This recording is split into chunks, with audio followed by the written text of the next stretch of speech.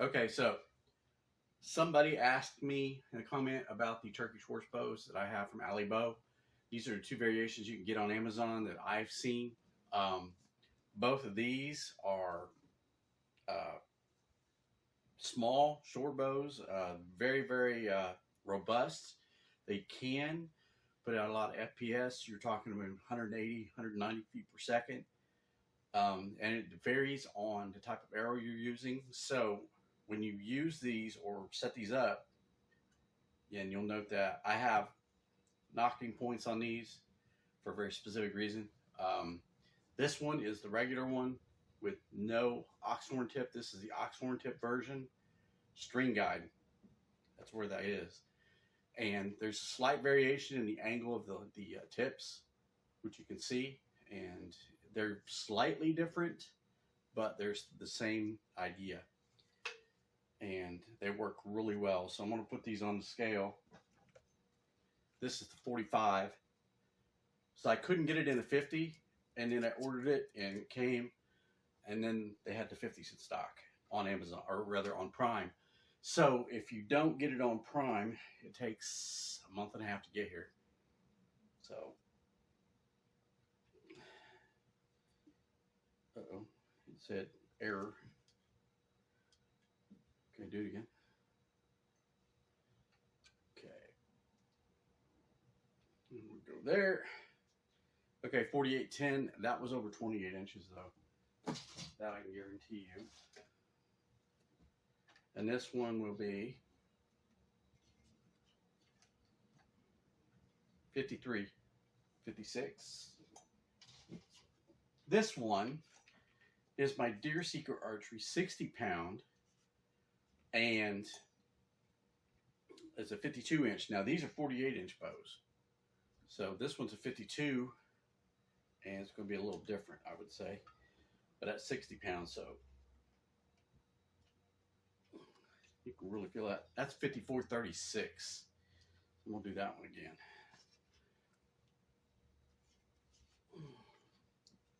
56.56.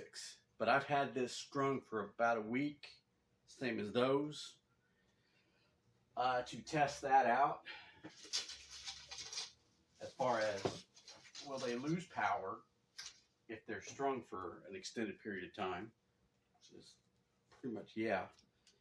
And this one is my Alan Odinson Assassin's Bow. I've had this strung since I've had it. The only thing I've done is I've flipped the string around one time because it was coming unravel at the end, and I went ahead and glued both ends down so that way it will stop that. So see where we are on this one. It's supposed to be a 45, 40 to 45, and I'm getting 44.12. So this one's still good.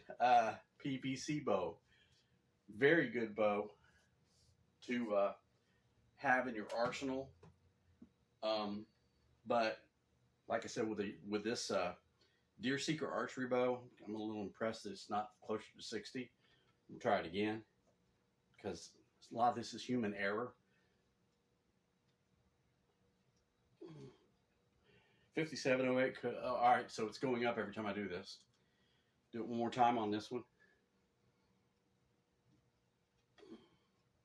59. So we're getting there.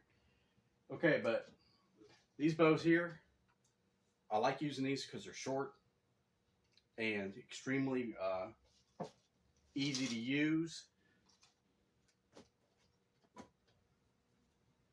The 45 I get along with really well. I don't need a thumb ring on all the shots, but it's suggested that you do because you will wear your thumb out after about 10 shots. So, and then you're going to develop a callus there. But, I mean, it's really up to you on how you want to do it. 50 pounder, yeah, you can do it, but 60, a lot more difficult, and you're going to get a lot more string burn.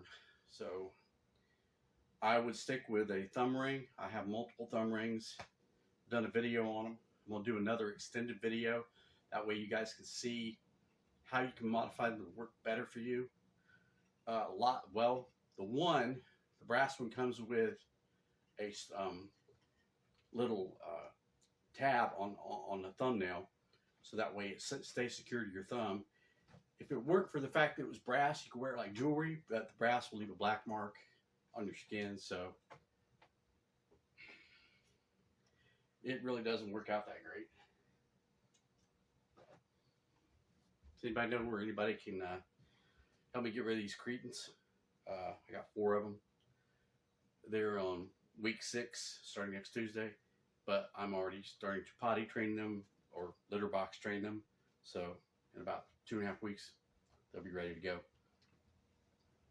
But anyway, I like using this bow because of the power, so I will be taking this out and hunting with it. But for the reasons that, you know, even you could go with a 35, I'll take the 50 and the 45 out and hunt with them as well. So that way you'll see these. I'll probably take this one coyote hunting because of the quick follow-up shots. I mean, all these, as I've already done in the other videos in the shorts, you can quick follow-up shots either with Slavic draw or thumb draw. So you just got to be proficient with that method of archery, and it's practice, lots of practice. I still have that sitting there. I did a short video on that. The paper's curled up, so the first arrow missed, the second arrow did not. But you know, these are pinpoint. You're shooting at small points on the target. Aim small, miss small. You're good to go. And I did that with the Deer Seeker. I've done it with all these bows. The 45 I split arrows with. I've already done 2 carbon arrows. All I did was take the knockout and basically shot down the shaft with the Stanley Dragon 10 arrows that I have. Really good arrows. I like these 001 straightness. Which, I mean, what does that mean to you for target practice? Really nothing. It's better for longer range target if you're, you know, doing a small competition here or there or something to that effect. But there are other arrows out there you can try that work really good.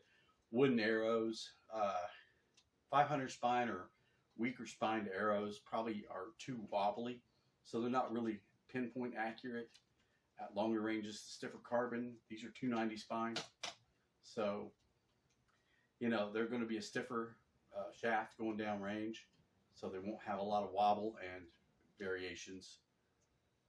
Just bump into the camera, I don't care. But anyway, yeah, I'm surprised that one popped up on there like that. That's the first time it's done that. They're starting to get a little brave. But anyway, yeah.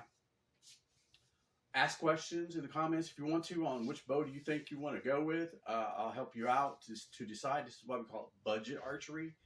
These bows, this one cost, the 50 cost $79.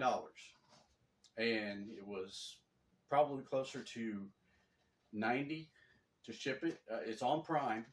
So if you get the Prime option on Amazon, you can definitely get a really good 2-day shipping on some of these bows. I'll post the link in the description below for you guys so that way you see them. This is also, I think, was a 2-day or 4-day ship, something to that effect. But $99 for the oxhorn tip, so it was within $110, $115. This one is a little pricier. It's $189 at 60 pounds. I got a couple of small issues with this one as far as if you don't have these strings on there correctly and you go to pull it back, the limb's going to go this way. You're going to be holding the string in your hand. That's exactly what happened to me because I really thought I had it and I didn't. So you got to be real careful when you go to string this because it is not fun when it decides to pop off. I'm lucky it didn't break, but I do have a small crack in the lamination right here, or chip. It says 60 pounds at 28 inches right here. Also, I mean, there are methods to doing this to where it'll really work for you, but you gotta want to work with those. There's multiple stringing videos out there for a heavier bow, and they do use 100+ pound bows in some of these videos, so go in and check those out. I'm going to do a video on this to show you how to string it in that manner, but I won't do it right now. I like the way it is because when I string it, it acts funny. All the bows do. You leave it strung for like a day. Get in there, start shooting. I don't have any issues. Also, the grip kind of leaves you a little callousy because the vibration. If you wrap some leather around this, which is what I'm going to do with this one, but I'm also going to get a 30-pound for exhibition. And a lot of these guys don't allow you to use a 60-pound if you go up against them and you're shooting 20 yards and you're doing the bare bow, basically rules competition. You have a 60-pound bow is really unfair to them because they're using 35, 38, 36 pounds, 44, 40, whatever. Less than 45 pounds is what they use. Normally right around 38, 36 pounds. So I'm going to give me a 30-pounder version of this. And that way there's no complaints. But I'm still going to wrap both with leather. Although I do like that black on there. I wish the whole thing was black. It would look pretty awesome. Like the assassin bow there. What? Shh. Anyway. Yeah, I hear you. Anyway, these bows are a lot of fun to use. They're very accurate within 20 yards. You can pinpoint, call your shots, and do a lot of, fun things with them. Shoot alien heads, ping pong balls. I've done that as split arrows. I've shot other tennis balls as though they were apples on top of the alien head. If you've seen that video, you know what I'm talking about. So really, it's up to you to get out there and practice or do it indoors. I'm still going to do an indoor range setup video. That way you can do what I do, because all I got really here is 3/4 inch plank right here. And I mean, that really stops anything from going through, but the resistance on the shaft won't allow it to go through all the way anyway into the wall. But, weird things can happen if I decide to shoot one of those penetrators or broadheads that are for penetrating deeply into a target. So that being said, yeah. All right, I'm going to have to go rescue another kitten from itself. So y'all take care, and we'll see you again.